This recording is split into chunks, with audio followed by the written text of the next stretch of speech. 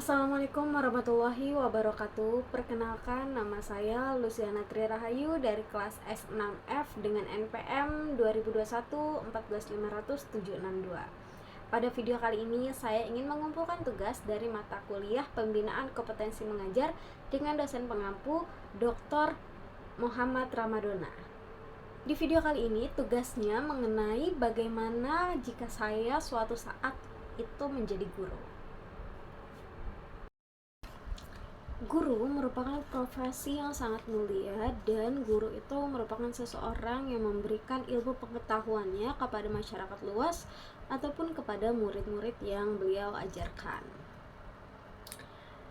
Jika suatu saat saya menjadi guru, maka saya akan melakukan beberapa cara yang menurut saya itu ini bagus untuk dicontohkan dan ditiru oleh anak-anak didik saya.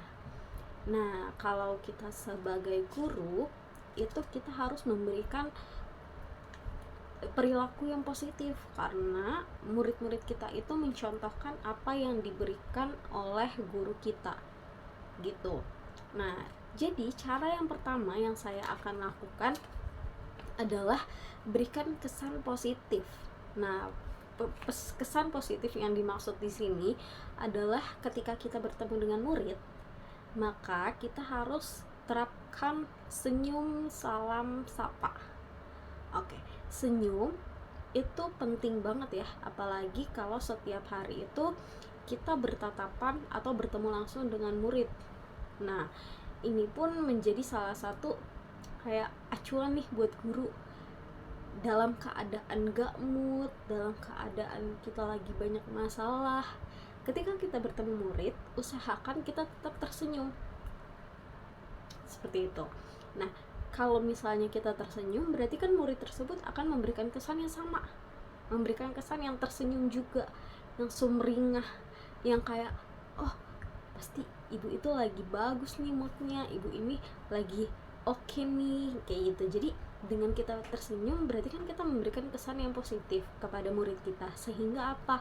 Sehingga pembelajaran atau ketika kita melakukan tugas kita itu akan terbawa seterusnya. Seperti itu. Lain halnya kalau misalnya kita dengan amarah atau cemberut. Baru kerja, baru masuk kelas, tapi udah cemberut kayak, hah? Kayak gitu. Jadi kayak kesannya itu guru ini tidak menghargai muridnya. Nah, dengan cara seperti yang salah itu, maka itu akan dicontoh kepada muridnya. Sehingga apa? Sehingga murid tidak mendengarkan apa yang sudah kita terangin di depan. Kayak gitu. Nah, selain senyum, salam. Salam itu tidak hanya dilakukan oleh murid kepada guru, tapi juga guru terhadap murid. Berikan salam itu bukan hanya sekedar assalamualaikum, selamat pagi, kayak gitu. Tetapi salam di sini bisa juga kayak kita tegur dia kalau misalnya dia tidak memberikan salam kepada kita, ataupun sebaliknya. Jadi saling mengingatkan juga. Nah, sapa itu di sini adalah jangan hanya menyapa murid-murid yang dianggapnya itu unggul di sini itu kayak pinter, kayak gitu. Jadi kalau misalnya kita cuma nyapa yang pinter doang, kayak misalnya hai Lucy, tapi yang sebelahnya itu nggak disapa, kayak gitu kan termasuk tidak adil. Nah, dengan kayak gitu ada yang namanya kecemburuan sosial.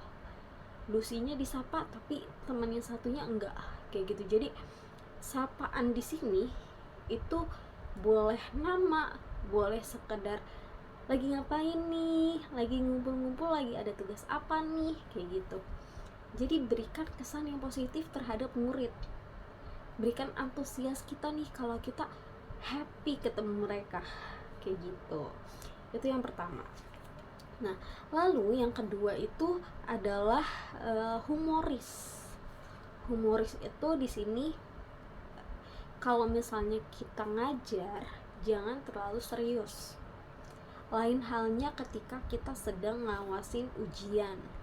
Nah, humoris itu di sini tempat ketika kita belajar bersama anak tatap muka langsung di kelas. Pelajaran serius itu bagus, Tetapi kalau misalnya terlalu serius pun anak-anak jadi tertekan, jadi kayak pusing sendiri, sumraut, dan selesai pelajaran dia malah jadi kesel sendiri kayak gitu. Jadi humoris itu di sini ajak mereka bercanda, sekalipun itu juga mereka butuh itu, jangan terlalu serius banget. Kayak ada candaan-candaan di tengah pembelajaran berlangsung kayak gitu. Lalu humoris di sini adalah ajak mereka interaksi, ajak mereka cerita, tetapi jangan terlalu berlarut-larut terhadap cerita tersebut kayak gitu. Jadi memang apalagi ini pelajaran ekonomi kan untuk di SMK atau SMA ya. Nah, kalau misalnya kita diawali dengan cerita di awal, itu bakalan keterusan, itu akan keterusan. Sehingga apa? Sehingga pembelajaran yang berlangsung itu tidak efektif.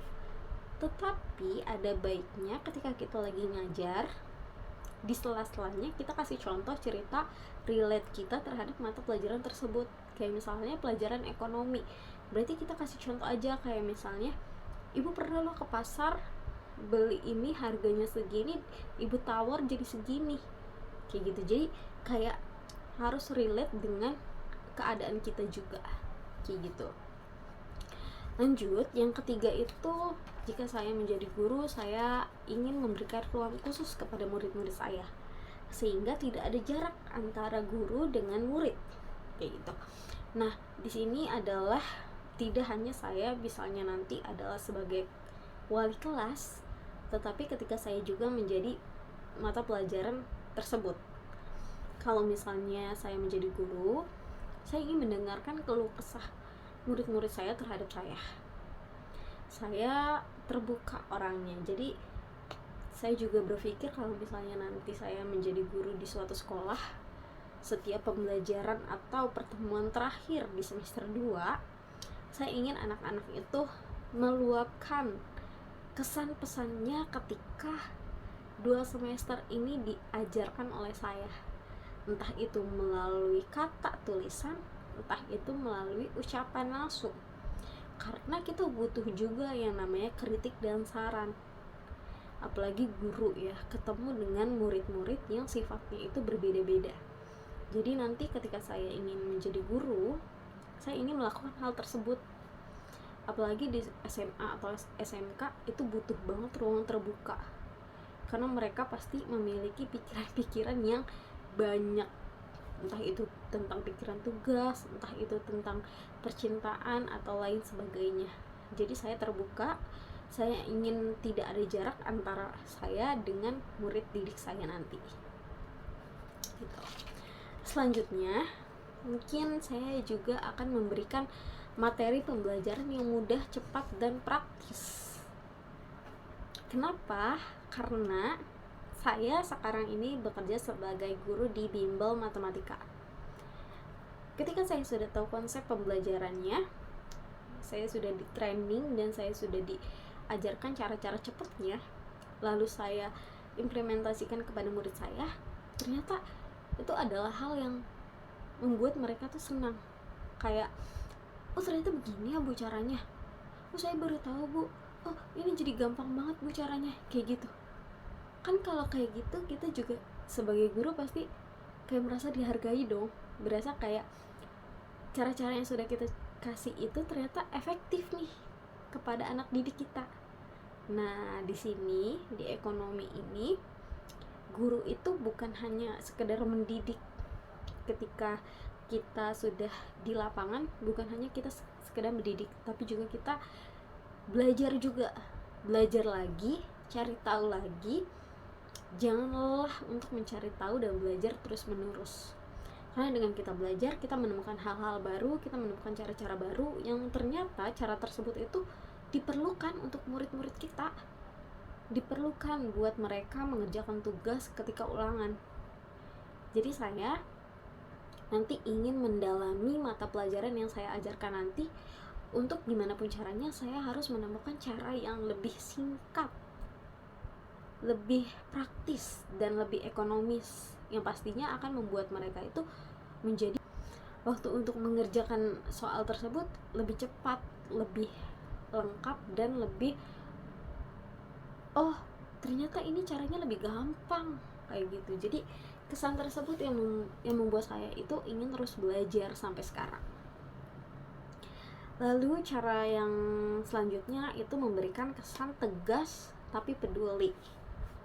Tegas di sini bukan marah-marah, beda ya marah-marah sama tegas. Tegas itu tentang tanggung jawab. Kita sebagai guru harus terapkan kepada anak didik kita untuk bertanggung jawab atas apa yang mereka kerjakan, bertanggung jawab kepada tugas yang mereka laksanakan. Karena dengan adanya tanggung jawab, maka untuk selanjutnya mereka akan terbiasa peduli. Walaupun mereka tidak mengerjakan tugas nih, kita kasih dia motivasi, kita kasih dia sekedar kayak mengingatkan kepada dia, enggak, kamu itu salah, tetapi lain kali jangan diulangin lagi. Kalau kamu ulangin lagi, kalau nanti nilainya jelek, terus kamu jadi tinggal kelas, nah itu merupakan suatu motivasi. Tetapi dengan kata lain, saya pun masih belajar gimana caranya untuk mengungkapkan kata-kata yang akan ke murid itu tidak sakit hati, kayak gitu. Jadi kita sebagai guru itu harus peduli juga kepada anak didik kita. Jangan hanya mengharapkan atau mengandalkan yang unggul, yang pintar saja, jangan. Tapi kita harus adil ke semua murid-murid kita nantinya. Seperti itu.